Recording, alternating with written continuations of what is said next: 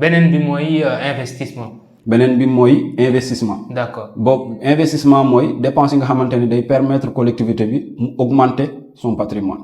d'accord li ñu woowee augmenter son patrimoine mooy mu def ay acquisition yoo xamante ni si day ñëw dugg ci moomeelam. maanaam par exemple collectivité bi tabax na tey bu ñu jëlee ci commune de Pikine Ouest tabax na tey disons benn complexe nautique.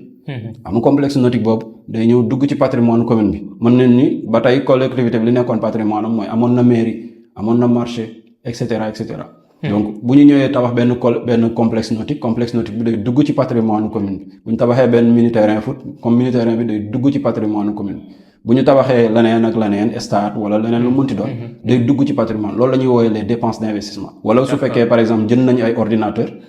yooyu day ñu dugg ci patrimoine collectivité. d'accord donc différence bi fee mooy dépense yi nga xamante ni day ñëw ak a ñëwaat fii mooy dépense yi nga xamante ni si day yokk sa moomeel sa am-am.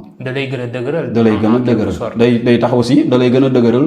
noonu lañ koy définir mais day tax aussi nga offrir sa population. ay infrastructure ay ouvrage yoo xamante ni si dinañ ci mën a jariñu par exemple boo tabaxee poste de santé day dugg sa patrimoine mais bu duggee sa patrimoine aussi population moo koy jariñu. boo tabaxee stade day dugg sa patrimoine mais population moo koy jariñu et cetera donc loolu mooy les dépenses d'investissement. d'accord maintenant léegi xaalis boobu noonu ngeen di utiliser pour def seen fonctionnement ak seen investissement fan lay jóge. waaw bu dee fonctionnement c'est très précis nga xamante ni si moom la code bi tënk boo jëlee le budget de la collectivité tey bu ñuy wax à ce jour dañuy am benn li ñuy woowee les produits de l'exploitation maanaam services yi nga xamante ni collectivité bi am na ko. di joxe am di def service yi di defal population bi service am na yenn service yoo xamante ni su la koy defal da ngay fay am na looy fay mu néew mu bari am na looy joxe par exemple bu demee état civil mu néew mu bari di nga jënd timbre yooyu ngay jënd day dugg ci produit de l'exploitation boo demee par exemple boo bëggee tabax am na looy fay pour am autorisation loolu ngay fay pour am autorisation de construire day dugg ci produit de l'exploitation bu ñu jógee ci yooyu day am li ñuy woowee les produits domaniaux les produits domaniaux mooy produit yi nga xamante ni si ci patrimoine commune bi exploitation patrimoine domanial commune bi lay jóge donc par exemple occupation voie publique képp ku occuper voie publique bi dafa am loo warloo ak commune bi déjà dañ la war a autoriser pour nga occuper ko mais bu ñu la autoriser ba pare dafa am loo warloo ak commune li nga warloo ak commune bi nag conseil municipal moo koy définir mooy wax ni am na loo war a fay loolu ngay fay day bëgg dugg ci produits domaniaux yi ak yeneen yi nga xamante ni si par exemple marché yi nga xamante ni si mooy location échoppée cantine nga xam ni commune bi mi ngi koy am ci marché bi et cetera loolu c'est les produits domaniaux bu ñu jógee ci loolu mooy am li ñuy wooyee les impôts locaux. impôts locaux yi mooy impôts yi nga xamante ni si le plus souvent état moo koy jël ba pare reverser ko collectivité en totalité ou en partie. c'est-à-dire bu ko état jëlee comme par exemple l'impôt du minimum fiscal nga xamante ni si képp kuy liggéey. dañ la koy dagg bu la koy taa daggee ba pare am na lu mu ci du koy reverser aux collectivité bi mën ko jariñoo par exemple la contribution globale unique la contribution globale foncière yooyu nga xamante ni si ay impôt la yoo xamante ni si boo impôt et domaine direction impôt et domaine bi nga xamante ni si fa nga dëkk moo koy jël ci yow bu ko jëlee ci yow soit day jël lépp mu jox ko collectivité bi dans certaines situations dans certains types d'impôts soit mu jël benn partie bi mu jël ko jox ko collectivité bi. am aussi que par exemple les ristournes yi nga xam dañ koy jot ci état mooy taxe sur les plus-values immobilières taxe sur et cetera loolu yëpp état moo koy jël impôt et domaine reversé ko collectivité maintenant beneen quatrième catégorie bi bu ñu jëlee budget bi nga xamante ni si moom la ñuy fonctionner à ce jour. mooy li ñu woowee les taxes municipales. taxe municipale mooy taxes yi nga xamante ni si collectivité bi da koy jël directement moom ci population. Comme par exemple la taxe la taxe sur la publicité. Taxe sur la publicité collectivité bi moo koy jël directement sur la population par exemple képp ku def publicité ci commune bi. da ngaa war am loo war a fay am na lu délibération bu conseil municipal bi tënk. nga war ko fay am na yeneen ak yeneen taxes yoo xamante ni si collectivité bi da koy jël. beneen bi mooy li ñuy wooyee les recettes éventuelles et imprévues c'est des recettes yoo xamante ni si c'est des recettes.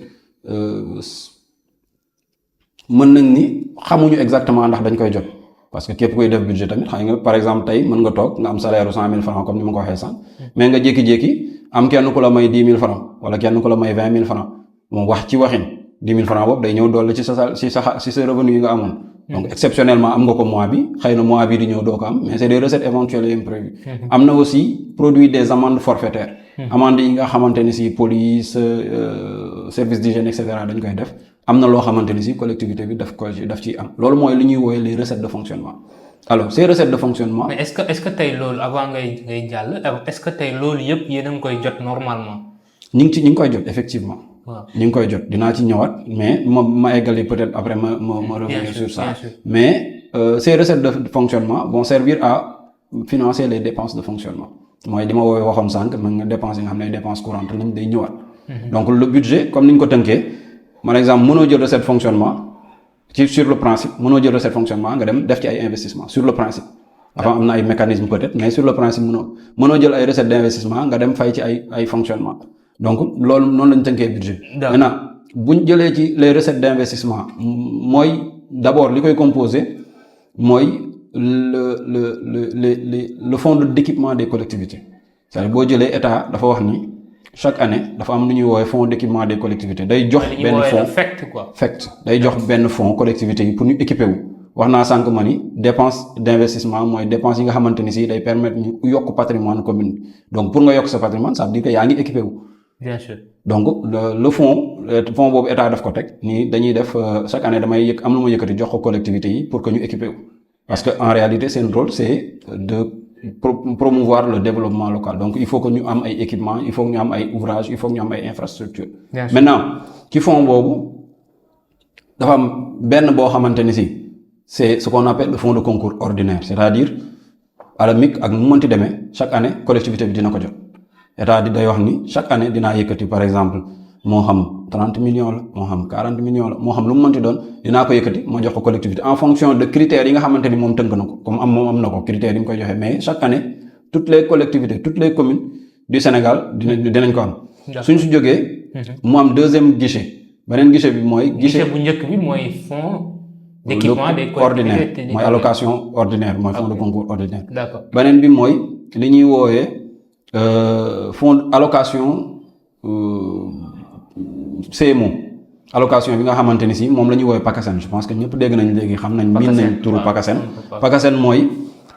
fonds bi nga xamante ni si état da koy jox collectivités yi su fekkee respecté nañ yenn conditions yi bu dee communes yi boo jëlee communes yi ak villes yi ñëpp am na lu ñu woowee condition minimale obligatoire yoo xamante ni moom mooy CMO condition minimale obligatoire 6 conditions yoo xamante ni si état daf ko teg pour que mooy budget bi voté ko avant la fin de l'année mu conforme PTI PAI compte administratif et cetera balaa mu lay jox xaalis il faut que balaa mu lay jox xaalis boobu da ngay respecter 6 CMO yi soo respecté 6 CMO yooyu lan la lii nga war a respecter lan la comme en tant que CMO benn bi ça concerne le budget maanaam le budget adopté avant la fin de l'année avant le 31 décembre et transmis aux représentants de l'État mais que le budget soit conforme au plan triennal d'investissement et au plan annuel d'investissement maanaam PAI ak PTI boobu mooy benn condition beneen bi mooy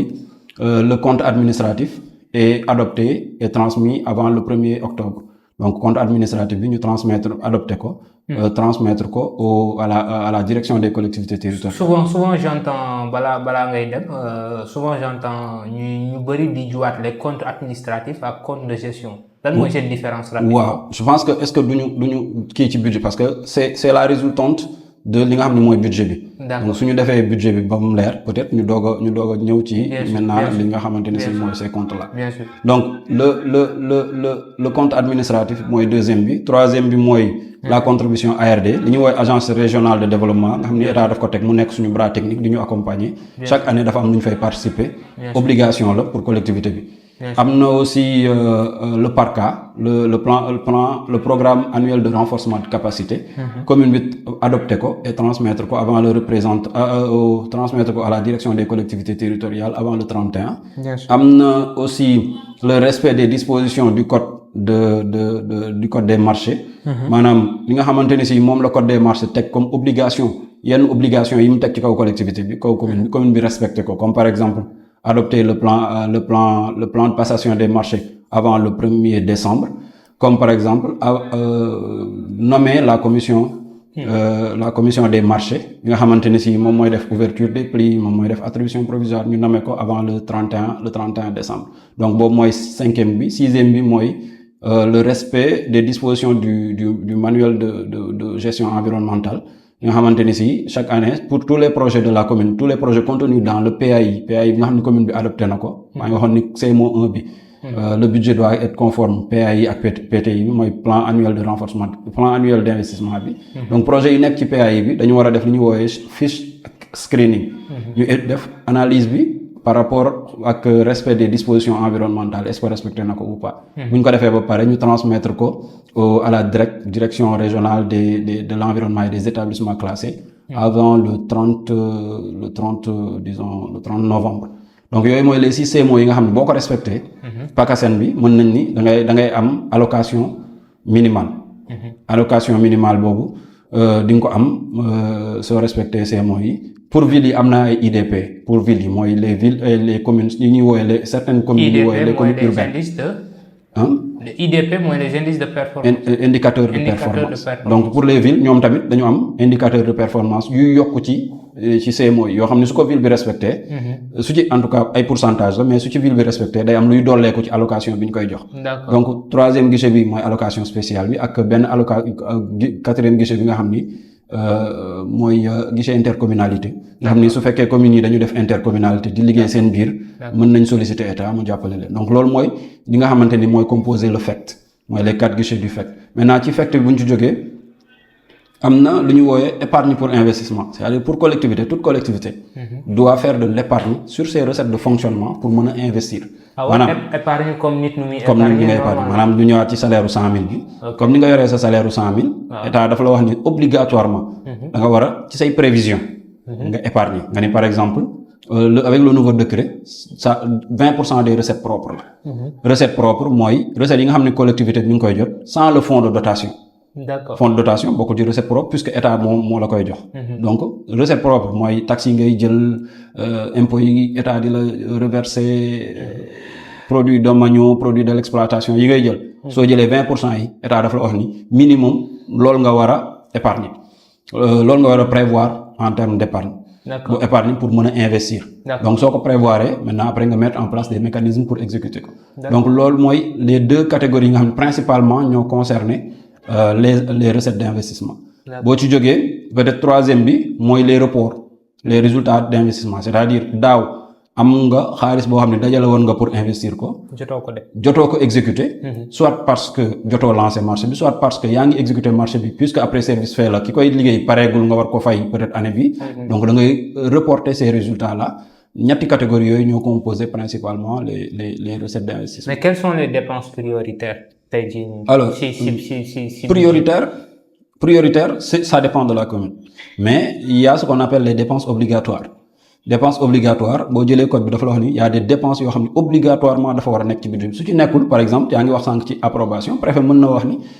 du ma ko approuver parce que ça doit être prévu dans le budget comme par exemple le paiement des salaires on peut pas ne pas prévoir le paiement des salaires les acquisitions de fournitures de bureaux les frais de bureau les acquisitions d'imprimés de registre mooy imprimés yi nga xamante ni si par exemple état civil moom la ñuy liggéey les acquisitions de tickets de perception c'est-à-dire les éléments qui permettent au trésor de pouvoir percevoir par exemple quitanciers yi timbres yi etc. yooyu c'est des dépenses obligatoires am na les dépenses d'entretien certaines dépenses d'entretien aussi c'est des dépenses obligatoires comme entretien rue yi entretien etc. c'est des dépenses obligatoires yi nga xamante ni si ñu ngi ci le code le prévoit maintenant pour les dépenses prioritaires c'est effectivement on priorise d'abord les obligatoires parce que mënoo ko bañ a def donc au-delà de ça maintenant en fonction de la politique municipale le maire et des orientations budgétaires comme ni ma la ko waxee sànq ci débat d'orientation bi mën nañ ni ren nañ privilégier lii après les dépenses obligatoires mën nañ ni ren nañ jël lii ñu ne ren par exemple année sociale la